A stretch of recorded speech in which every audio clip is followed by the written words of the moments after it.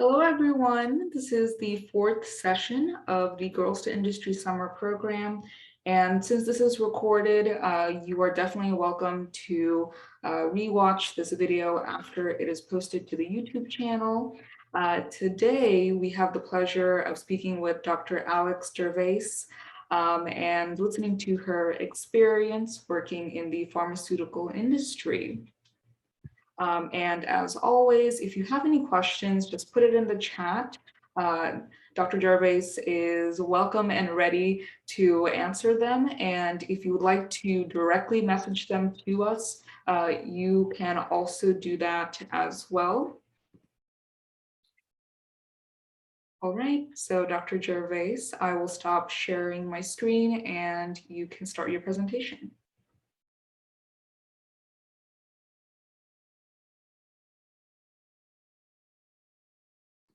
Okay, are you seeing my slides now? Yes, we can. Perfect. So my name is Alexandria Jarvis. I know it's spelled wrong. The English way is V-I-S. I've been correcting people my entire life. I should just start going by Jarvais. And I typically go by Alex, yes. But I usually throw in my first name because my grandmother would get really mad at me if I stopped introducing myself as Alexandria first. But I am a second-year postdoc fellow working with the U.S. Medical Affairs Women's Oncology team at GSK or GlaxoSmithKline. And my program is affiliated with Northeastern University. So a little bit about my personal background. I grew up in Maine, a very, very small town where I graduated with about, I think it was 55 other students in my high school class. Since then, I have moved to about 4 different states throughout college, internships, and my post-grad training. But I am currently living in Salt Lake City, Utah, because I still have not stepped foot in my office at GSK. So I figured why not take advantage of this remote working world and try a new city. My hobbies are hiking, exploring new places. I love to read. And I have recently joined a sand volleyball team where I play once a week. It's actually super fun. And my new apartment has a sand volleyball court right outside my door. So absolutely loving that, even though I was not a volleyball player at all growing up. I think my first time playing was about 6 months ago. So I'm not very good, but I just enjoy it a lot. But what I'm really passionate about is empowering people to advocate for their health. And what I mean by this is, unfortunately, we live in a society where we have always just listened to our doctor. And sometimes our doctors don't necessarily know what's best for us because there's additional implications that come into our health. One of my favorite ones to talk about is religious beliefs. So sometimes your religious beliefs really impact your healthcare choices. As a women's oncology fellow, I have had the pleasure of working with patient advocacy groups. And the one that comes to mind when I talk about this is Sharsharet. Sharsharet is a group that works with Jewish women who are BRCA mutated, which is a very high, it creates a very high risk for breast and ovarian cancer. But one of the things that really resonated with me when I started working with this group is how they have started to advocate for women's choices that maybe aren't the most typical. So the big one that comes to mind is in the Jewish community, you don't get tattoos, but if you have certain types of cancers, you're required to get essentially a tattoo of where your radiation therapy is going to take place. And that is something that is really hard for women to go through. It's a pretty intense decision to have to make. And unfortunately, in the medical community, we don't always learn about that. So essentially, this is my long-winded answer for why I just really like advocating for healthcare and advocating for personal decisions impacting that. I don't think that we should all be treated with cookie cutter guidelines. As much as those are important, it also makes a big impact on our quality of life. And so to follow that up, my other passion is I love to mentor and collaborate with other people on career development, whether that is me having a mentor, me being a mentor for somebody, or just being a coworker that I can bounce ideas off and help make decisions on career paths. I think that sometimes we get stuck working a job and we don't make a career out of it. And I think that if you're really passionate about what you're doing and how you can impact others, it can make your day-to-day work life a little bit more enjoyable. So that's something that's really important to me. When it comes to my educational background, though, I first became interested in the pharmacy, like medicinal chemistry world back in 7th grade. This story is something that I find interesting to look back on. I was sitting in my science class in 7th grade, and I remember it just being the first class that we weren't learning about like the life cycle of a butterfly or like the different types of rocks on the ground.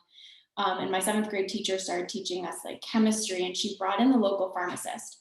I absolutely loved everything that pharmacist was talking about. She said she went to school and she learned about how medications go into the body and how they impact different parts of our impact different parts of our system. And I, right then there, I said, okay, I want to be a pharmacist. But, you know, like you're 12 years old at that point, I think, and you definitely are going to change your mind a million times. But I actually never did. I did look at a lot of different career paths after that. I still thought maybe I would become a vet because I liked animals. I thought maybe I would go to engineering school because I really liked math, and one of my uncles is an engineer. But I stuck with pharmacy school and I decided to apply. I stuck to the New England area because that's where I was originally from. And I ended up at the University of Rhode Island. I started there in 2014 and graduated in the year 2020. And I am still very happy with my decision to go to pharmacy school. At this point, though, I am working on an MBA. I'm taking classes through Northeastern University, which is a benefit of doing a fellowship that is affiliated with an academic institute. You typically can take classes with that institute in different areas than what you previously studied. Oh, sorry, I don't know why it went backwards. So some of the leadership activities that I participated in while I was in school, I was a part of the Kappa Psi pharmaceutical fraternity. It's a national organization that brings together pharmacy students and pharmacy professionals across the country. While I was there, I was the secretary, I was the professional development chair, as well as a couple other positions. And additionally, I helped start the National Community Oncology Dispensing Association group at the University of Rhode Island, and I was the director of communications there. What I like to point out when I talk about leadership activities is some of these positions were definitely, it's hard to describe how to compare them. So you see secretary on a piece of paper, and secretary is often ranked pretty high in terms of leadership activity. But yet, if I look at the intercollegiate relations co-chair, that one's not ranked very high, but yet that leadership activity, I would say, was the one I learned the most. I learned how to interact with other leadership groups. So I interacted with, for instance, we had a Lambda Kappa Sigma or LKS chapter at our school. And so as the intercollegiate relations co-chair, I was the person who reached out to them to coordinate co-fundraising or co-networking or co-professional development activities. And like I said, this was a pretty low ranking leadership activity, and yet I felt like I learned the most transferable skills. I learned how to communicate with others and work with others and plan events. So I want to point this out just because I think that it's important to realize you can learn anything from any leadership role, whether you think it's a top ranking one or not. I was never a president, I was never a vice president, but yet I still felt as if I had strong leadership activities throughout school. When it comes to interviewing and developing yourself as a professional, one of the things that I like to really emphasize to others is that it's really important to collaborate with others who are going through the same process. What I mean by this is if you're looking for an internship and one of your classmates is also in the same boat, it's important to try to work together, bounce ideas, see what they're doing. When you've never gone through an application or an interview process, there's so many things that you maybe would never have thought of. I like to bring up the example that it was me and one of my closest friends, both applying to internships for the summer of our third year in pharmacy school. And I had never interviewed for any type of role that was at this caliber. And the level of advice that he was able to give me, because he had experience in that, was just tremendous. He told me, search the company's pipeline. I didn't know what a pipeline was. He said, search what their mission is and really figure out how your thoughts and your priorities align with what they have going on as a company. And it's just really important to do that. It's important to talk to others who've gone through it. If you don't feel comfortable because you think it would be too much of a competitive space, then reach out to somebody who maybe was a year ahead of you in school, or someone who you saw on LinkedIn that did an internship the summer before. It's okay to reach out to people. A lot of people are happy to help, happy to pass on advice. And if that one person you reached out to isn't, then reach out to another, because then that person just maybe wasn't in the mood to talk to somebody. My next piece of advice is to stay organized. I found myself going through the interview process for fellowships and needing to backtrack to get myself organized because I hadn't done it from the beginning. I think you can learn a lot, or you can keep ahead of the game if you track everything you have going on, create documents to show what you have done, what you intend to do, just so that you can really navigate the process as stress-free as possible. I mean, it's never going to be stress-free, but as long as you have that organization backing you, it makes it a little bit easier on your mindset. The last one in this category that I do want to talk about, though, is a project tracker. And what I mean by that is throughout pharmacy school, throughout any job you do, any project that you work on, write it down, because you're never going to remember enough about that project when you're thinking back 4 years later. I had a pretty big project that I worked on my first year of pharmacy school that I wanted to include on my CV for the fellowship interview process, but I ended up actually taking it out because I didn't feel confident that if somebody asked me questions about it, that I would remember the answer. As much as you think you will, you probably won't. So my next piece of advice is to identify your goals and the steps that it will take to get there. If your goal is to get a fellowship, look at what other people have done in their in their pharmacy school education that led them to obtaining a fellowship.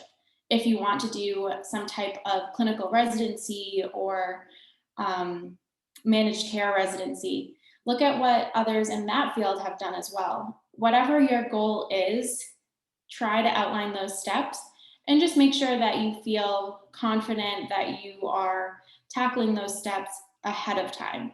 The worst thing that you can do, or the worst feeling, is identifying those steps that others have taken when you don't have enough time to get everything that you want to accomplished. What I would also like to recommend, though, is don't aim for a cookie cutter resume. Everyone thinks that what you need to do is check the boxes. The boxes don't need to be checked.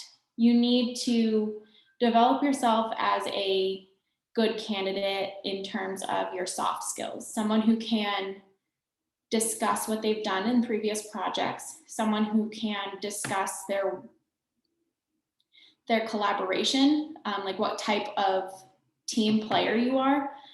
So I think what I'm trying to say is, yes, it is important to identify what others have done to get there, but just keep in mind your CV should be unique to you and what you're passionate about and what you think will help make you the best version of yourself, as opposed to what you think an interviewer wants to see. Because if you do that, then you're just like every other candidate who did the same process. I can't tell you how many CVs when I was reviewing for fellowship last year, like as an interviewer, who just all had the exact same buckets. Like, how do you differentiate? So it's just a little piece of advice. And lastly, this kind of goes along with that, is every opportunity is a potential learning experience. You like never think that something is not going to be beneficial. It is so important to take every opportunity and try to learn something from it, whether that's a lesson or a soft skill or even just a hard skill like presenting. You can do that at pretty much every experience that is thrown your way. So just always ask for those little things that you think will help develop you as a professional and get you to your ultimate goals. What I have been doing as a fellow is quite a variety of different tactics. So I am on the US Medical Affairs team, which is essentially the strategy team for the US headquarters of women's oncology. So we do a lot of collaboration across the different functions, including medical information, scientific communications, field medical, patient advocacy, etc. So we touch those, and those are typically the types of projects that I've had the ability to work on. As I mentioned earlier, I am the patient advocacy group medical contact, so I have worked a lot with the patient advocacy group since I've been a fellow. What that includes is I get to join my commercial counterpart, who is our patient advocacy lead, in her calls with the patient advocacy groups.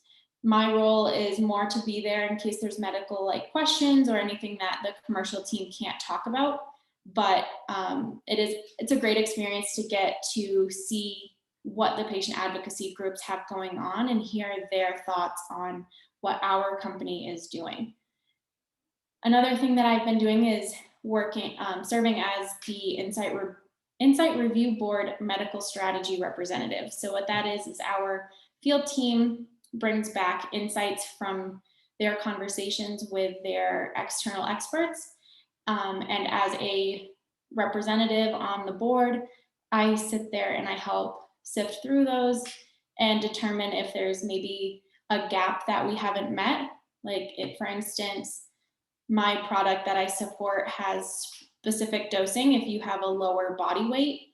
And so we often create new documents to help teach doctors or nurses or pharmacists how to dose our medication appropriately based on weight. And then that's just a summary for that one. I also do independent medical education grant review. So what that is your continuing education credits that you'll do as a pharmacist or that nurses or doctors also do. I review those grant requests. I also contribute to the strategic plans, as I mentioned, and I help develop our listening priorities for the field team. What is really exciting about being a fellow is that you can gain various experiences. So I am actually rotating with the healthcare decision maker team right now. So that is our field team that communicates with payers. I will also be doing medical operations and field medical and potentially clinical development. I'm still really crossing my fingers that I'll get that opportunity at the end of this. So what are my future plans though? So my overarching goal is that I would love to be a scientific director working in the oncology therapeutic area. So what that is a scientific director is essentially what my manager does. She is equivalent to a medical director, but she focuses more on the science. My medical director, he practiced as a GYN oncologist for, I don't even know how many years, he'd probably be mad if I guessed. But my medical director has actual medical experience. He serves as essentially what I like to say is a consultant that we have 24/7 access to. He gives us his medical opinion, etc. Now the scientific director, on the other hand, does more of like this actual science and the actual strategy behind the product.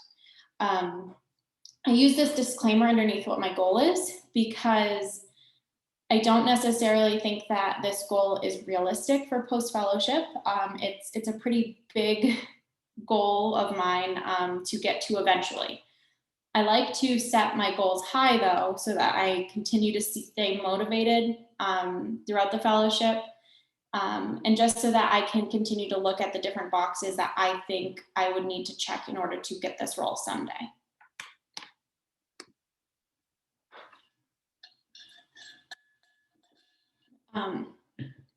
So a little bit more advice. My biggest piece of advice that I love to give to other women is never downplay your accomplishments. And I say this because I saw this a lot in interviews last year. Anything you work on is incredible. That's the mindset you have to have. Excuse me, sorry, give me one moment.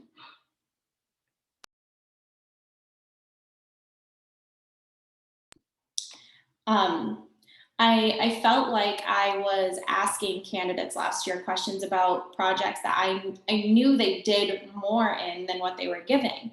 So never downplay it. I mean, I'm not sitting here telling you to overplay it, but just make sure that you're telling your truth. I think as women, we don't like to sound conceited. We don't like to sound full of ourselves. But in interviewing, you do it. You talk about yourself to the fullest extent. And I know I've mentioned this previously, but it's just so important. Every experience and opportunity will provide some sort of skill or lesson. I think this is hard to grasp earlier on in your process through your schooling, just because I think when you have a goal of maybe getting a fellowship or a residency, you think, okay, I have to do only opportunities that are related. But in reality, any type of opportunity is going to provide some type of experience that you can talk about in an interview. My most talked about experience in my interview process was not part of an industry internship, was not part of an API rotation. It was going on a medical missions trip to a underserved community. And honestly, I did not think that any fellowship interview would want to learn about that. I mean, I just included it to show different activities that I had been a part of. But yeah, that was my most asked experience, my most asked about experience in my interviews. So I like to just highlight that just because you just never know what's going to catch someone's eye on your CV. And it's probably not going to be your internship. I can tell you that now after going through it. Another piece that I think is so important is finding organizations that empower women. I did not realize until I started looking into the different organizations that I could do fellowships with, that GSK as a large company is actually a fabulous place for women. My manager is a PharmD who is a woman. Her manager is a PharmD who is a woman, and her manager is a PharmD that's a woman. So the VP of all of US Medical, so that's across therapeutic areas, she is actually in charge of all of the United States Medical Affairs departments, is a PharmD woman. And that's just so empowering to see. I work primarily with women, and a lot of them are PharmDs. So just being in that environment helps push you so much. So I like to say that just because you can see that on the outside. You can see that by looking at people's titles, looking through LinkedIn and just seeing how many people work there, or even just talking to others. I really learned a lot about GSK and their position in terms of like how people develop through conversations with fellows, and it really it showed through a lot. The next piece is kind of hard to talk about, but in my opinion, society is going to tell you at a disadvantage. And that's not entirely, I'm not saying it's false, but if you let that be your mindset, then you often find yourself telling yourself you can't do it.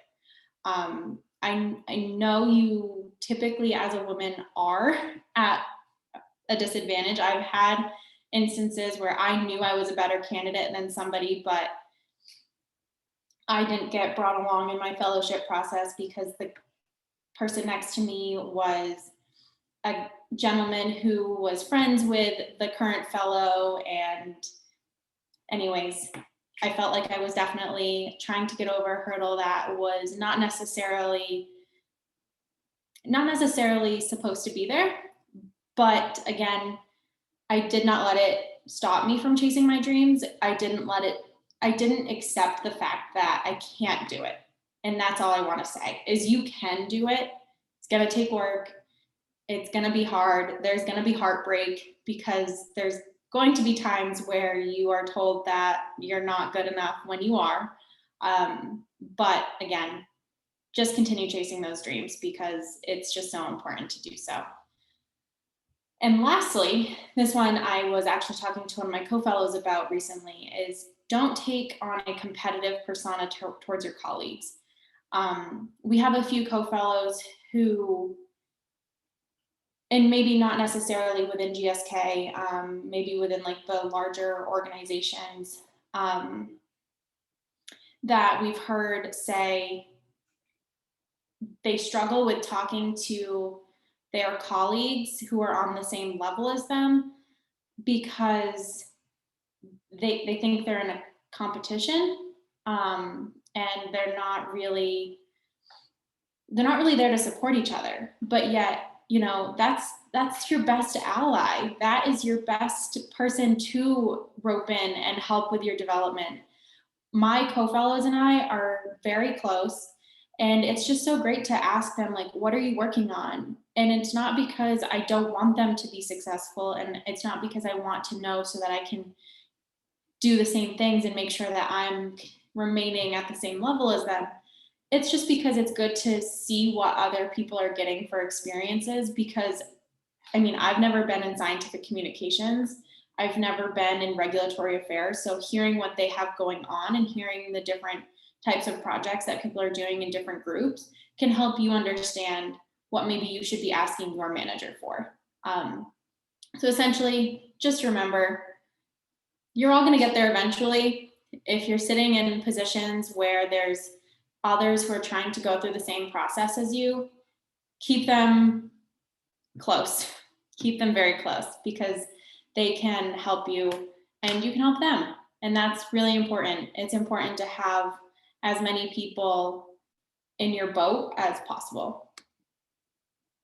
So here's my contact information. This is my GSK work email. Please feel free to email me any questions you may have. Happy to help, happy to answer them.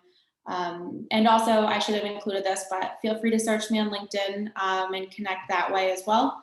My name on LinkedIn would be my full name, I believe. But I really appreciate you all being here tonight. Let's open it up for questions. Yeah, thank you so much, Alex. Those were very great words of advice, especially the women to women advice. We received some questions through private chat, and the first one actually is for interdisciplinary students that are interested in diverse fields. How do they achieve their satisfaction and be professional at each? So students that, you know, have a multitude of backgrounds, how do you think they can achieve their satisfaction if they're interested in the pharmaceutical industry? Okay, so interdisciplinary as in maybe they don't have like a pharmacy background? Mm-hmm, mm-hmm. I love this question because I have had my eyes wide open since joining GSK. I'll give just one example and then I'll talk about how it really does not matter where your education comes from. I am currently working with the healthcare decision maker team. You would think that all of them have some type of medical background, the way that they speak, the way that they have obtained director of healthcare decision maker strategy roles, but actually 2 out of the 3 that I've worked with are engineers. One is a biochemistry engineer, so that makes a little bit of sense, but the other is actually an electrical engineer. So she graduated and started working on at electrical plants, and now is in the pharmaceutical industry. So it is absolutely possible to make your way into the pharmaceutical industry. I think the best way to offer up some type of advice for that would be to really emphasize what I talked about a lot is transferable skills. Any type of experience that you have managed projects, that you have worked on a team, that you have been a collaborative member that contributes to a greater organization is going to be transferable. Now, I don't necessarily want to say that you can just make that jump from an electrical engineer over into the pharmaceutical industry overnight, but seek out opportunities that maybe do give you introductions to healthcare, whether that's working on clinical trials, whether that's working as a consultant. I believe that the woman that I'm talking about, who was an electrical engineer, she started working as a consultant for a healthcare firm part-time to give her that introduction to the healthcare world. But overall, just looking for any type of experiences that can help fill the knowledge gap will help you get your foot in the door. And then once you're a foot in the door, I mean, I've been asking people's backgrounds, but you would never know if someone's background is not in pharmacy or that they don't have a medical background. We have PhDs, we have nurses. One person I work with actually was a teacher before joining the pharmaceutical industry. I could probably go on and on about all the different people I've worked with. Yeah, great words of advice. We actually received another question from Julia. Julia, do you want to ask her that question directly, or would you prefer that I read it?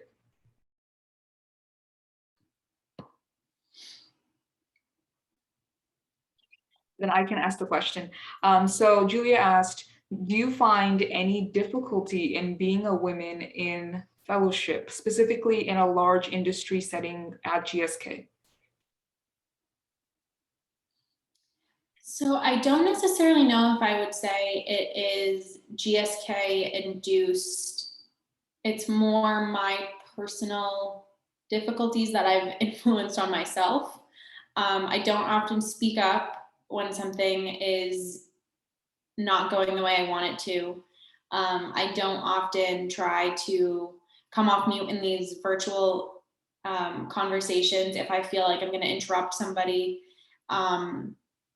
And I think those are more along the lines of characteristics that women typically have as opposed to men. But I don't think that that is something that I should sit back and say it's GSK driven, because I have a lot of women on my team who are completely fine with coming off mute, saying anything that comes to their mind, and not necessarily that they're rude and wanting to interrupt people, but they don't hesitate the way that I do. And I wouldn't say that that is a GSK induced thing. I'm trying to think if there's anything else that I've seen, but overall, I'm not saying this is across the pharmaceutical industry. I've just been with such an incredible group that I would say I have not experienced anything that I felt deterred me as a woman within the organization. Great, thank you so much. Another question that we got is, did you have an inspirational leader as you were growing up, somebody that you looked up to? Yes. And I'm trying to think if there was an influence that he maybe had on my decision to go to school, but I guess maybe not. What I will say though is my Uncle Tom, he was the local fire chief. And when I was younger, I thought he was the coolest person on the planet. I thought I knew a superhero. But what I found out later in life, though, is he was actually a little bit more incredible than I could have ever imagined. He had a pretty intense battle with type 1 diabetes, where he first lost one leg up until his knee, up to his knee. He became wheelchair bound for a little while, but then he was able to work his way into a prosthetic and finally be able to walk again. And then he went back to work. He went back to being the fire chief as an amputee. And like, it still like chokes me up just thinking about, I mean, having that type of leader or influence on your life who doesn't know that they're influencing you. I mean, I kept trying to tell him as I got older just how inspiring it was to see his dedication and his hard work. But he ultimately continued to battle type 1 diabetes, lost another leg, and then within the last year, his battle did end. But overall, I think that I just learned so much from watching his determination and his tenacity, and honestly, just the way that he carried himself. He never let the challenges that he faced deter him. And I think that that is another reason why I don't let society tell me that I'm at a disadvantage just because I'm a woman. Because I've watched someone who was at a disadvantage physically get back on his feet and continue doing what he loved. So as long as I'm doing what I love, I'm going to tell myself that I can do whatever it is that I want to. Exactly. And, it's so important to have such a great mentor, which you had in your life. And one last question that we got is, what are the best ways to maintain a network, whether it be LinkedIn or in person? This is something that I struggle with so much, but it's such a good question. I think that really, if you've connected with somebody on, more of like a deeper level than just that one conversation, it is completely fine to keep reaching out. Check in with them, try to find a way that, whether it's on LinkedIn or, I mean, I personally really like seeing people on, like, once you get to the personal level, adding them on their personal social medias so that you can see their life milestones as well. One of my closest mentors, like, she just had a baby a couple weeks ago. So it's nice to be able to reach out and just say, oh my gosh, congratulations, I'm so happy for you. Because then you're not only reaching out when you need something. But I think that they say quarterly is a good amount of time to check in. Or if you have questions, I mean, I personally think that if you have a question or you need to touch base with somebody that has offered to be a mentor or given you that impression that they're willing to be a mentor, reaching out quarterly or every 6 months is completely fine. Mhm. Yeah, and that's definitely a great word of advice for anyone, regardless of what level of schooling they are at currently. So thank you so much, Alex. You've been a phenomenal speaker today. The questions that you answered, the answers were very thorough.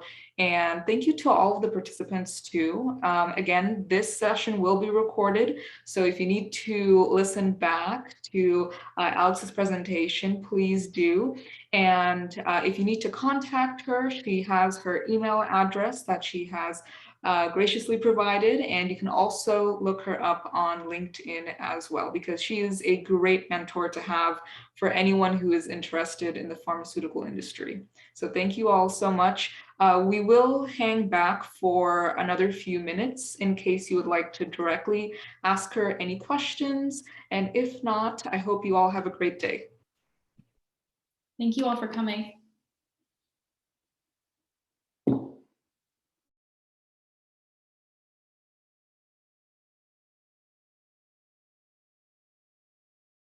Okay. So this session will go on to the YouTube channel on Friday. So if you would like to, watch yourself, you can definitely do that. And thank you so much. All the speakers that we've had so far have been so phenomenal. Each one has shared such a unique experience of, what it's like to have their position in the pharmaceutical industry. And if I have any questions, am I able to email you? You can. Okay, thank you. Thank you so much. And I hope you have a great day. Again, I will be sharing your information to all of the participants. So please be on the lookout for any LinkedIn notifications. Yeah, of course. And yeah, that just is so true that I'm sure everyone has brought like a unique perspective. And Mhm. it's so important because that's exactly like kind of what I was trying to get at is you don't need to be like a perfect candidate in order to get your position. Just have to know who you are and be able to speak to what you've done. And I Mhm. hope that that's something that people take away. Exactly, exactly. So I hope you have a great rest of your day and the rest of your summer. Thank you. You too. Thank you. Bye-bye. Bye.